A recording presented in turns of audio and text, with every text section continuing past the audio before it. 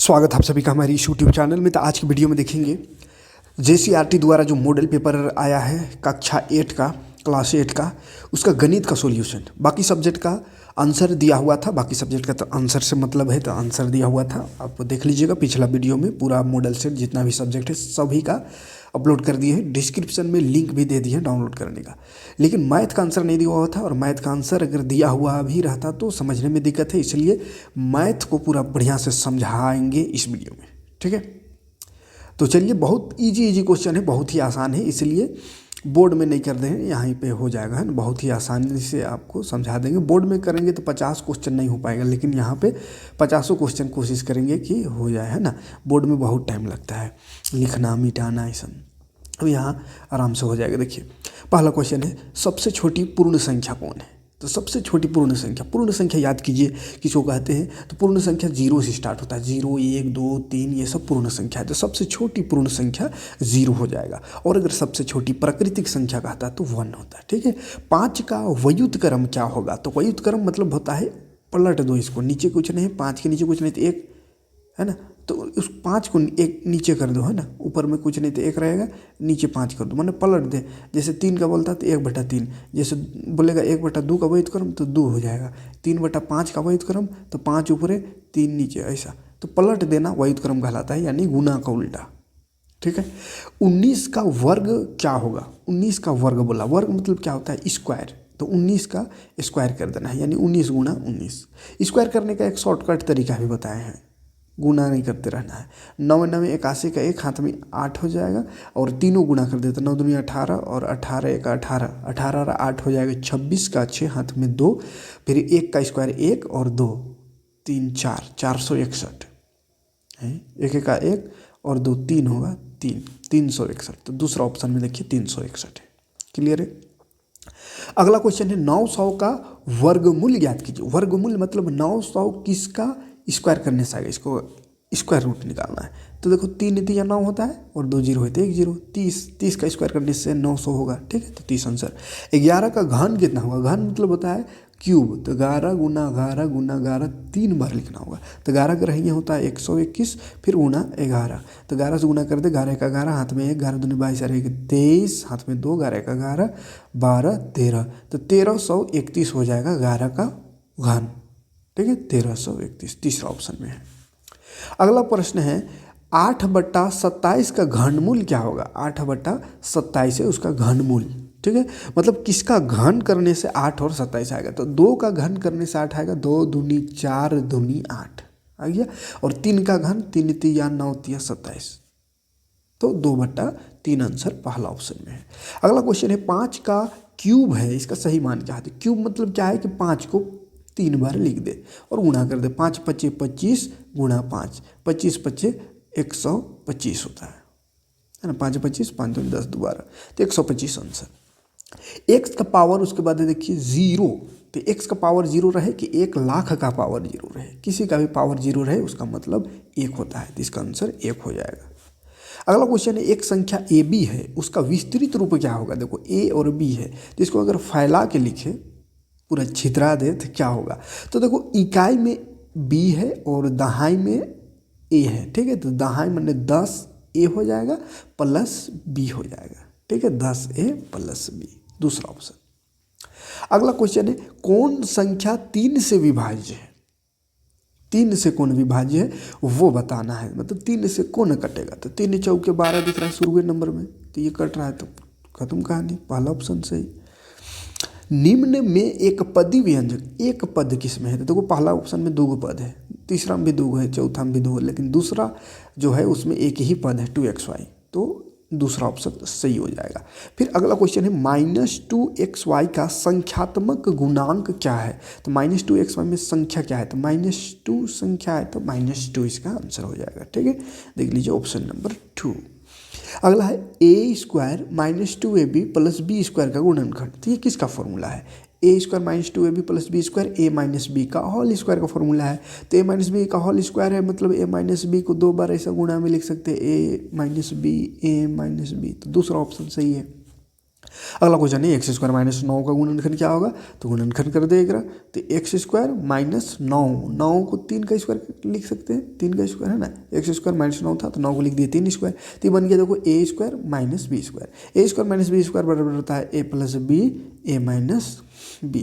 तो ए है एक्स, तो एक्स प्लस बी है 3 और एक्स प्लस एक्स माइनस हो जाएगा एक्स माइनस बी है 3। तो एक्स प्लस 3 एक्स माइनस 3, पहला ऑप्शन सही। अगला क्वेश्चन है 3x plus 2 is equal to 5। तो x का मान निकालना है। देखो 3x plus 2 is equal to 5 है, तो x का मान निकालना है। मतलब x के साथ जितना भी नंबर है सबको बॉर्डर पार कर देना है। तो x के साथ 2 पहले भागेगा, प्लस में है तो 2 उधर जाकर माइनस होगा तो बच जाएगा 3। फिर 3 जो x के साथ है वो 3 गुणा में है तो उधर जाकर भाग, तो 3 से 3 कटेगा, 1 बचेगा, पहला ऑप्शन में है। 3 लगातार पूर्णांकों का योगफल 51 है तो पूर्णांक क्या होगा बोल रहा है।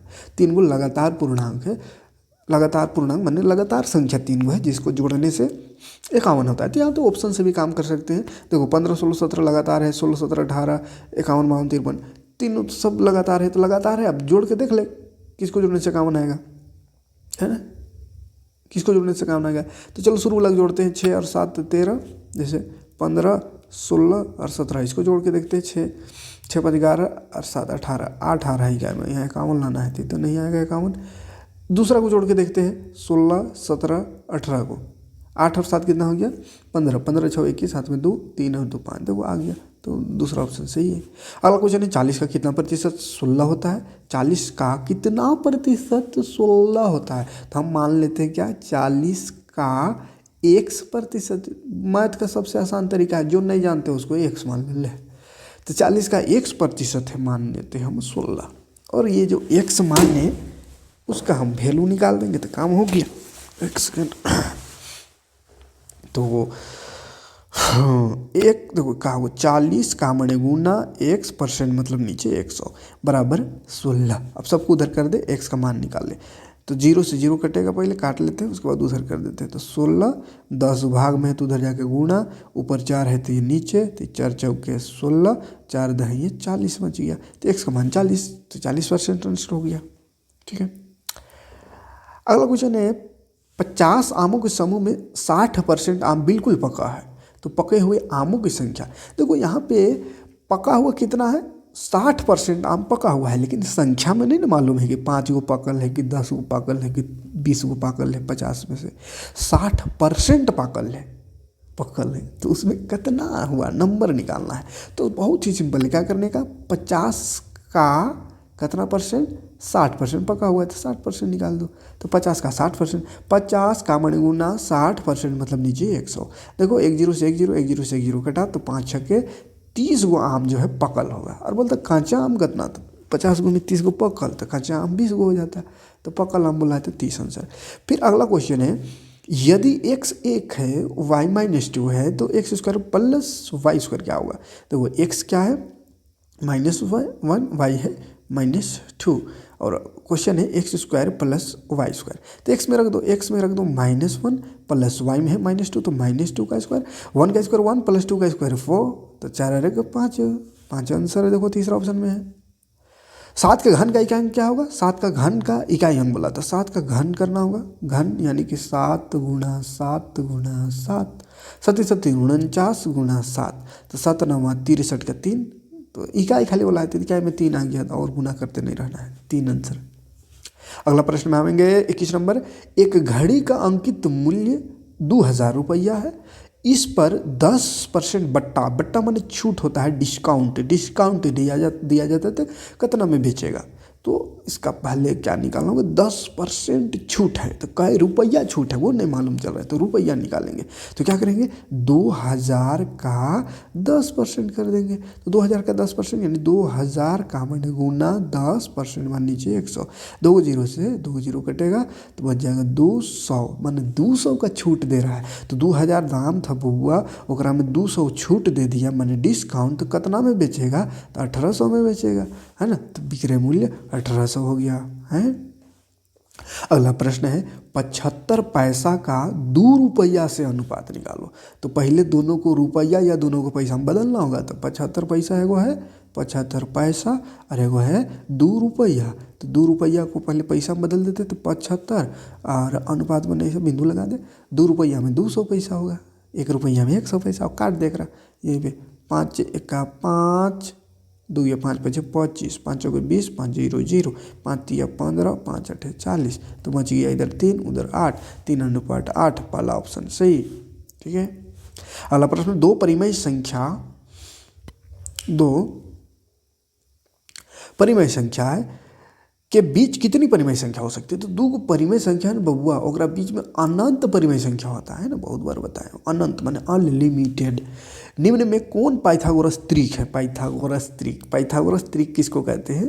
तो एगो का स्क्वायर करेंगे, एगो का स्क्वायर किसी का करेंगे तो दो के स्क्वायर के जोड़ के बराबर आवे तो उसको पाइथागोरस त्रिक कहते हैं। तो चलो करके देखते हैं। जैसे पहला में 1 2 3 है तो मान के 3 बड़ा जो है वही ना इधर लिखना होगा, 3 का स्क्वायर, बाकी दोनों छोटका के जोड़ के बराबर आना चाहिए, दोनों छोटका के स्क्वायर के। तो 3 का स्क्वायर 9, 1 का स्क्वायर 1, 2 का स्क्वायर 4। तो 4 और 1 5 आ रहा है, 9 है इधर। तो गलत बात, पहला ऑप्शन गलत हो गया। दूसरा देखते हैं 2 3 4। तो 4 का स्क्वायर करेंगे तो दोनों का स्क्वायर के जोड़ के बराबर आना चाहिए। तो 4 चौको 16 प्लस 2 का स्क्वायर बराबर होगा ना, बराबर 2 का स्क्वायर 4 प्लस 3 तिया 9, 9 और 4 13 होता है, इधर 16 है। तो ये भी तो नहीं है, तो दूसरा भी गलत। अब अगला एक ठो बचल है, ओकरा चेक करते हैं। 6 8 10 को माने 10 इधर रहेगा, 10 का स्क्वायर बराबर 6 का स्क्वायर प्लस 8 का स्क्वायर। 6 का स्क्वायर हो गया 36, 8 का स्क्वायर हो गया 64। देखो 100 आ गया है ना, 100 और 10 का स्क्वायर भी 100 होता है। तो दोनों तरफ बराबर आया, यानी तीसरा ऑप्शन में सही आया। तो तीसरा सही है। एक प्रेशर कुकर है, ठीक है, कहा है प्रेशर कुकर का अंकित मूल्य, माने अंकित मूल्य वहाँ जो लिखा हुआ रहता है मूल्य, वो 450 रुपया है। और जिसको बेच दिया जो उपलब्ध है 360 रुपया, माने 450 लिखा हुआ है लेकिन 360 रुपया में दे देता है। तो कितना बट्टा दे रहा है, माने छूट कितना दे रहा है। तो घटा दो तो समझ में आएगा, सिंपल सा है। परसेंट नहीं निकालना है, खाली कितना का छूट दिया उसको रुपया निकालना है। तो घटा दे, 90 रुपया का छूट दिया, ठीक है। तो तीसरा ऑप्शन सही हो जाएगा। यदि 16 गो पेंसिल का मूल्य है 64 गो रुपया तो 144 रुपया में कितना पेंसिल मिलेगा। तो रुपया में निकालना है, देखो रुपया में तो 1 रुपया हम पहले निकालेंगे, ठीक है। तो 64 रुपया में देखो 64 रुपया में कितना 16 गो पेंसिल थी, 1 रुपया में 16/64 हो जाएगा। तो फिर बोला कितना 144 रुपया में कितना, तो 144 रुपया में 16/64 गुणा 144 हो जाएगा। बस काट दे, 16 चौके 64, 2 से कटेगा 2 दूनी 4 से ही कट जाएगा। 4 2 4 तिया 12, 13 14 2 4 24 होगा, 4 6 24 से 36। देखो 36 गो पेंसिल मिल जाएगा। क्लियर। 45 गो व्यक्ति किसी काम को 13 दिन में करता है तो उसी काम को 39 व्यक्ति कितना करेगा। व्यक्ति निकालना बाबू है ना, 39 व्यक्ति का। तो 45 व्यक्ति का दिया हुआ, 45 का 13, तो 1 का निकालेंगे तो 13/45। फिर निकालना है 39 का, तो 39 का निकालेंगे तो 13/45 गुणा 39 होगा, ठीक है। हाँ कटेगा तो नहीं, उल्टा कर दिया लगता है। एक सेकेंड, उल्टा हो गया ये, एक सेकेंड उल्टा हो गया। देखो 45 व्यक्ति 13 दिन में काम करता है तो एक व्यक्ति ज़्यादा दिन ना लगाएगा काम करने में। तो 45 का अगर 13 दिन में होता है तो एक व्यक्ति इसमें गुणा हो जाएगा, इसमें उल्टा होता है काम वाला में, है ना। तो ये गुणा हो जाएगा, 13 गुणा 45 मैंने बहुत दिन लगाएगा, 13 गुणा 45 दिन। फिर 39 का निकालना है तो 39 से भाग माने 39 आदमी आ गया तो फिर कम दिन लगेगा, कम माने नीचे आ जाएगा 13 39। तो 13 6 13 दिया 39, फिर 3 का 3 3 5 15। तो 15 दिन में काम कर लेगा वो लोग, 15 दिन में। वर्ग के सभी बाह्य कोणों का योग कितना होता है। तो बाह्य बाहर वाला कोण है ना, तो वर्ग का बाह्य कोण हो या किसी का भी बाह्य कोण हो 360 डिग्री होता है बाह्य कोणों का योग, ठीक है। 500 रुपये का 5% वार्षिक ब्याज की दर से 2 वर्ष का साधारण ब्याज याद करें। साधारण ब्याज निकालना है तो PRT/100 होता है फॉर्मूला। P माने मूलधन, मूलधन है 500 गुणा रेट, रेट है 5% गुणा समय है 2, ठीक है, बाय 100। देखो दो के जीरो कटेगा, 5 पचे 25 और 2 नी 50, तो 50 रुपया हो जाएगा आंसर। निम्नलिखित में से कौन 2D आकृति 2 डायमेंशनल, तो घनाभ 3D, बेलन 3D, ये सब 3D है, आयत 2D है, ठीक है, आयत 2D है। निम्नलिखित में से कौन ऑयलर सूत्र होता है F+B=E+2 वाला ऑप्शन, सूत्र याद रखिएगा। एक समचतुर्भुज का क्षेत्रफल ज्ञात करना है जिसका विकर्ण दोनों दिया हुआ है, तो विकर्ण अगर दिया हुआ तो 1/2 D1 × D2 होता है फॉर्मूला, तो 1/2 × D1 है डायगोनल 1 24 और डायगोनल 2 10, तो काट दे 2 1 2 2 2 4 12 2 24 हुआ और 12 दही 120, तो 120 सेंटीमीटर स्क्वायर आंसर होगा। 33 नंबर क्वेश्चन देखते हैं फटाफट। यदि किसी समलंब चतुर्भुज के समानांतर भुजाएं 6 सेंटीमीटर 8 सेंटीमीटर तथा ऊंचाई 5 सेंटीमीटर, तो समलंब चतुर्भुज का क्षेत्रफल क्या होगा? तो समलंब चतुर्भुज का क्षेत्रफल था 1/2 समांतर भुजाओं का योग यानी A+B इंटू ऊंचाई, तो 1/2 समांतर भुजा कौन कौन है, 6 और 8 है, 6 और 8 और ऊंचाई है 5, ठीक है, तो यह 1/2 6 और 8 जोड़ेंगे तो कितना हो जाएगा 14 × 5, तो देखो काटेंगे 2 7 14 और 5 बच गए, 2 7 5 35, तो 35 सेंटीमीटर स्क्वायर आंसर। अगला क्वेश्चन है घन का कुल पृष्ठ क्षेत्रफल ज्ञात करना है। घन का कुल पृष्ठ क्षेत्रफल क्या होता है? तो 6 भुजा स्क्वायर यानी 6L², ये हो गया आंसर। दूसरा वक्र पृष्ठ क्षेत्रफल कहता है तो 4A² या भुजा स्क्वायर या L यहाँ लिखा हुआ है तो L²। एक बेलन का त्रिज्या दिया हुआ है, ऊंचाई दिया हुआ है, तो बेलन का वक्र पृष्ठ क्षेत्रफल होता है 2πr/h, तो 2π का मान 22/7, r दिया हुआ है 14 और ऊंचाई दिया हुआ है 10, काटेंगे 7 दूनी 14, 22 दूनी 44 दूनी 88 और 1 0, 880 सेंटीमीटर स्क्वायर हो जाएगा, ठीक है। यदि घन की एक भुजा 8 सेंटीमीटर है तो घन का आयतन क्या होगा? तो घन का आयतन होता है भुजा का क्यूब मैंने 8 का क्यूब, 8 क्यूब मैंने 8 × 8 × 8, तो 8 8 64 × 8, 64 × 8 कितना हो जाएगा 8 चौके 32, 8 छक 48, 49 50 51, 512 दूसरा ऑप्शन में है। यदि बेलन की त्रिज्या और ऊंचाई दिया हुआ है तो बेलन का आयतन क्या होगा? तो बेलन का आयतन फॉर्मूला तो 1/2 πr², बेलन का आयतन होता है πr²h, ठीक है, πr²h, तो पाई हो गया 22/7, r है 7 तो स्क्वायर है इसलिए 2 बार लिख देंगे, h है 10, 7 से 60 कटेगा और 22 7 154 होता है और 1 0, तो 1540 है ना, 1540 आंसर। घन का आयतन ज्ञात करना है। यदि लंबाई चौड़ाई और ऊंचाई दिया होता है, घन का आयतन होता है LBH, मैंने लंबाई गुना चौड़ाई गुना ऊंचाई 2 है, 6 18 दूनी 36, तो 36 मीटर क्यूब हो जाएगा आंसर। घन के कुल कितने किनारे होते हैं? तो घन में 12 को किनारा होता है।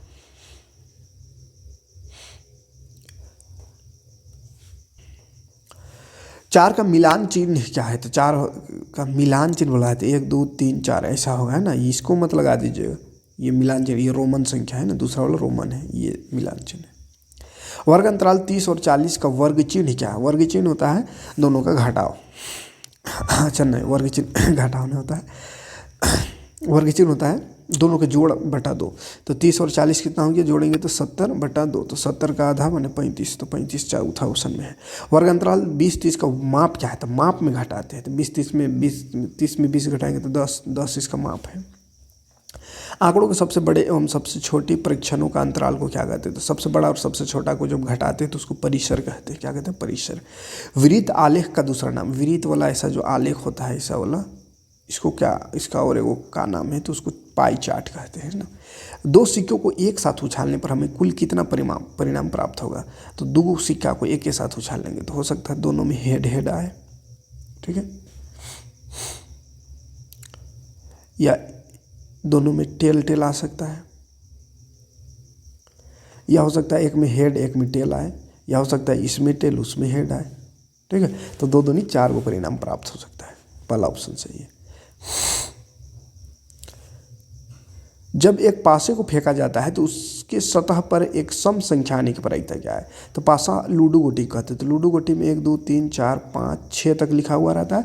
सम संख्या आने का प्रायिकता निकालना है। तो सम संख्या कौन कौन है? 2 4 और 6, 3 गो सम संख्या है तो 3 ऊपर रह जाएगा। टोटल जो रहता है, टोटल 6 गो है तो 6 नीचे, इसी को प्रायिकता कहते हैं। जिसका प्रायिकता निकालना है उसको ऊपर लिख दो और टोटल को नीचे। तो 3 का 3 3 2 6, तो ये हो गया 1/2